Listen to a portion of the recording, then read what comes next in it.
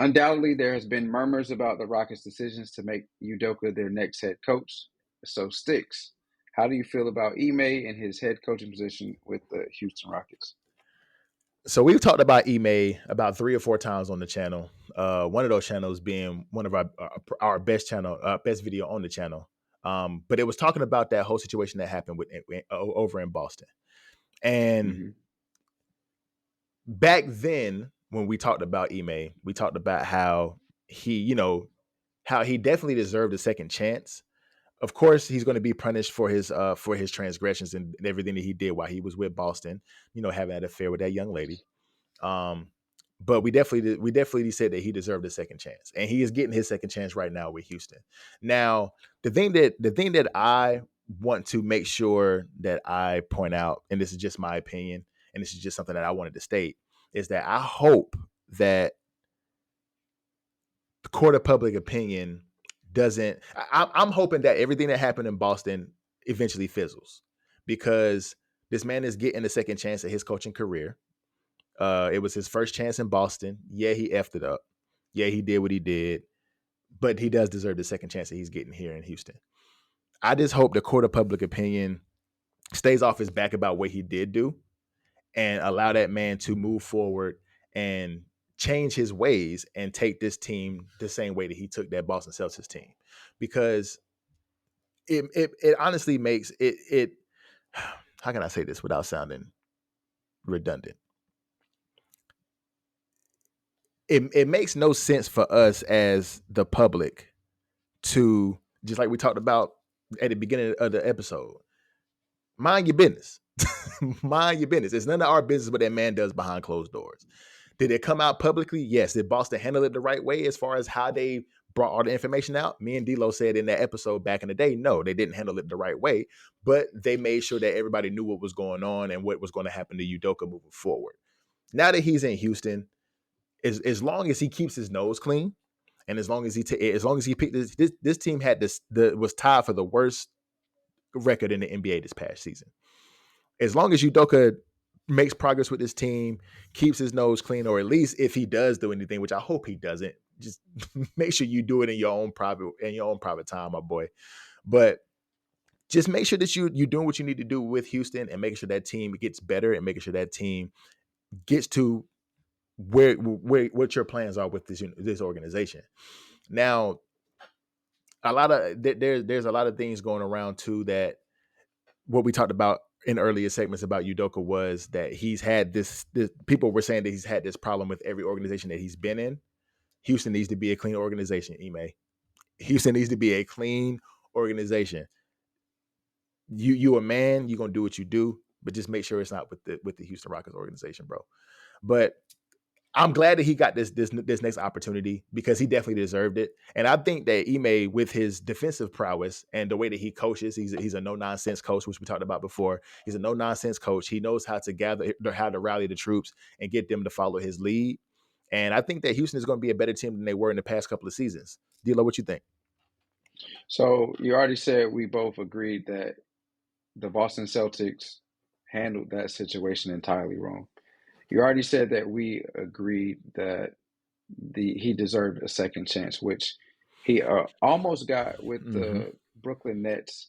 I believe they were on the way to finalizing a deal with him, and then for whatever reason, the situation was too fresh, or whatever the case was, they decided not to sign him as their head coach. Ultimately, giving the job to Jacques Vaughn. He is getting a second opportunity now with the Houston Rockets. I'm glad he's getting this opportunity because, like you said, he needs a second chance. Everybody messes up in life. We all fall short of where we're supposed to be. We all fall short of glory, to be biblical. But we all deserve second chances. And with this second chance, he has the ability to take a team that is kind of similar to the Boston Celtics team, other than they don't have that de facto star on the team. We pretty much knew Jason Tatum 2 years ago was, a star in the league. He wasn't what he is now, but we knew he was a star in the league. Houston doesn't really have that, but they have the same type of team. It's a young team. They have some, one or two pieces here and there, and they could be in playoff contentions. I'm not going to say they're going to be in the NBA Finals because that's a tough task in any regard. Any franchise you take over in any sport, to say that you are 100% going to the NBA Finals or you're going to the championship game of that league, that if you say Especially that, going from 19 win team to NBA Finals is kind of crazy. But I ain't mean to right, cut you off. But go ahead. right.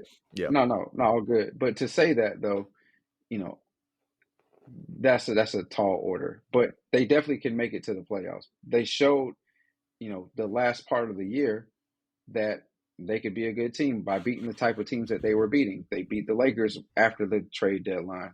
They beat the Oklahoma City Thunders, who was a playoff team. They weren't a great team, but they were a playoff team. They beat the Minnesota Timberwolves, I believe, after at the end of the year. So they have what they need to be a good team. I just don't think the coaching was a right fit, or whatever it was. They just weren't a good team when it all was boiled down, but all came down to it. Mm-hmm. So I'm glad Ime is getting this opportunity. I think that winning will cure it all. So when he gets to the point of coaching, I think it'll be a lot of chaos, a lot of murmuring around him, around the franchise.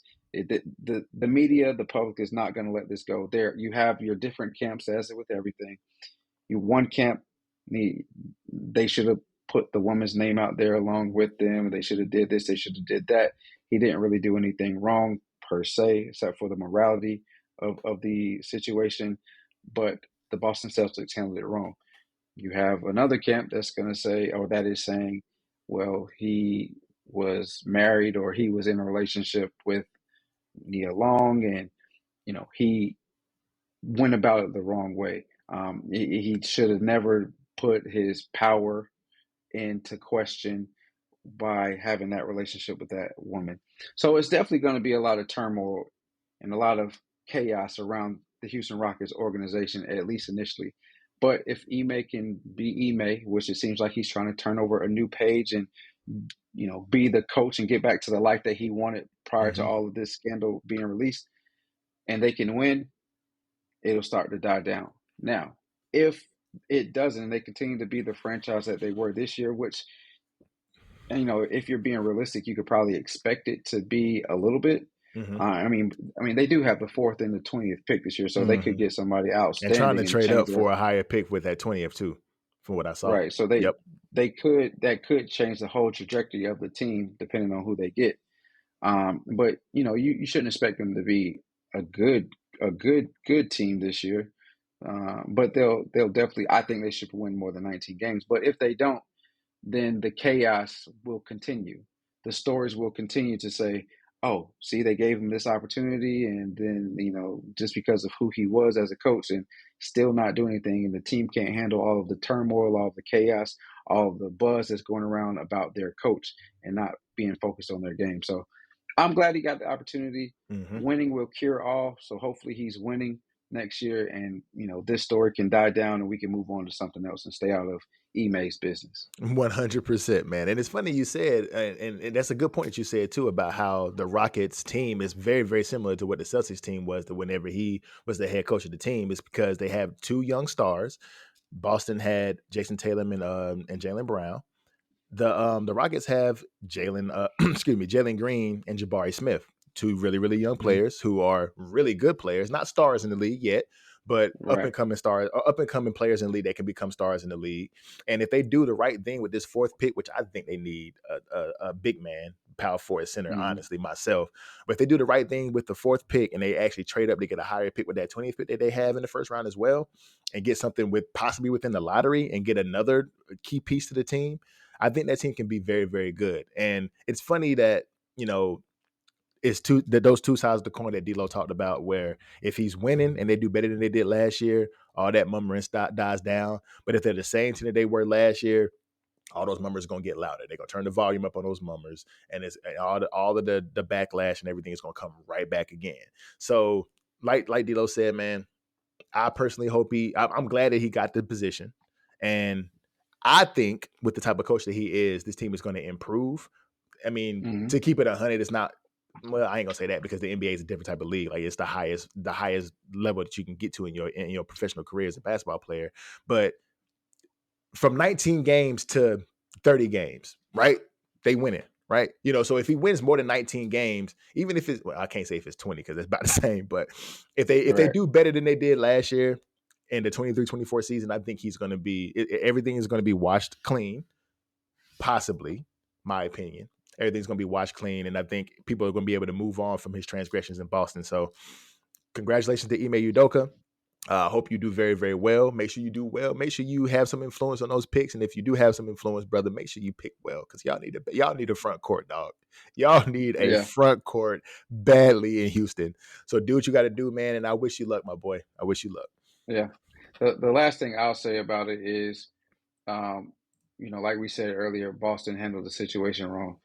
And we both said that maybe he deserved to be fired, but for that situation. But in the Boston Celtics situation, the actual organization that is now, it's the same roster. It's the same players. It's the only difference is the coach. Now they did struggle a bit, before they actually turned it on and made it to the NBA Finals last year. But it leads you to think or ask the question: if Ime was there, would they be struggling how they are currently with the Miami Heat, or would they be able to at least have the series? And the series is not over; it's only 2-0. Mm-hmm. But would they have at least won one of those games that they lost in the first two games? And then again, we said that the Brooklyn Nets were going to hire them, and ultimately they decided not to, and went with Jacques Vaughn. Does Ime have the ability to keep that roster intact, keep those personalities intact, and we have a different Brooklyn Nets team right now? Is KD still there? Is Kyrie still there? Do they have a deep playoff run? So you think about, we tend to go to the negative of things sometimes when talking about situations like this, but thinking about the positive or looking at the positives, what if Ime was still in the Boston situation, or if he was still the head coach? What if Ime was the Brooklyn Nets head coach? Knowing what we know about what he did with the Celtics 2 years ago or a year ago, are those situations different than they are in their current state? I would argue that they are. And so this is why we think he deserves a second chance, because he made a mistake, but again, everybody makes mistakes. So I know he's looking to move past all of this and get back to what he loves to do, what he has been doing for the majority of his latter part of his life. So let's allow him to do that and let him remove all of that nonsense that happened and move past this as well. Agreed, man. I agree with you 100%, G. Thank you for watching this video. If you've made it this far, make sure you subscribe to the channel, like the video, and hit the notification bell so you miss none of the content. Also, you can find us on all your streaming platforms, wherever you find your podcasts.